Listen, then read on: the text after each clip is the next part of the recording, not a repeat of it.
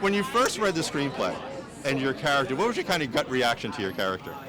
The first episode is an insight into Diana's humanity, and so my first instinct was, how is this woman known as the Ice Queen, and how did she become the most hated woman in Britain?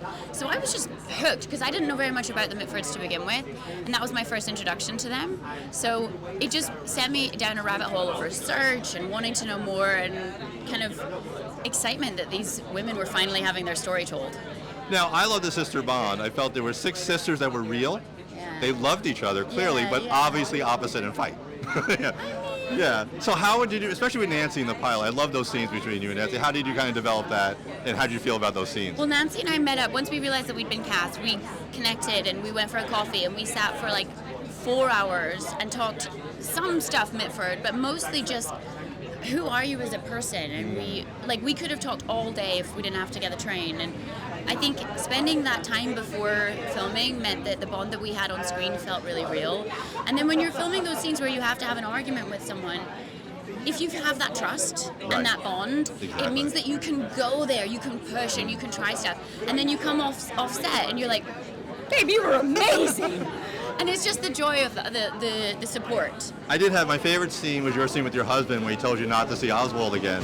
It was such a great deterioration of marriage. Yeah. Like, it was such a beautifully written scene and performed. How did you feel about that scene, especially when you developed it with your co-star and the director? Because I thought it was wonderful. Well, I love Callum Lynch. He is an absolute gem of a human being, and apparently Diana and Brian ended up being dear friends, and so we're hoping that he can come back for future seasons.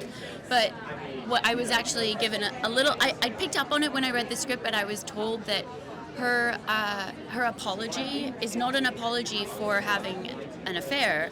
Her apology is because she's realized she's going to leave him in that moment.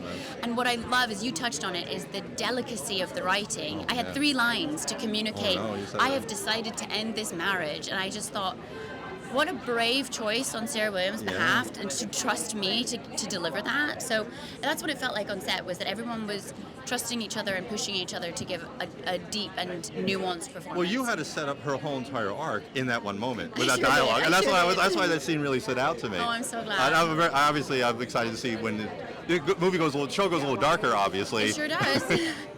So how did you feel kind of balancing the tragicness and even the light moments? Well, I think Diana is such a complex character. I mean, even Sarah Williams has said herself she's the most complex of all of the sisters. And actually what I think the show delves into is, how can someone who is actually very caring, very funny, adored by her family and friends alike, also have these extreme views that I definitely don't agree with, and Sarah doesn't agree with.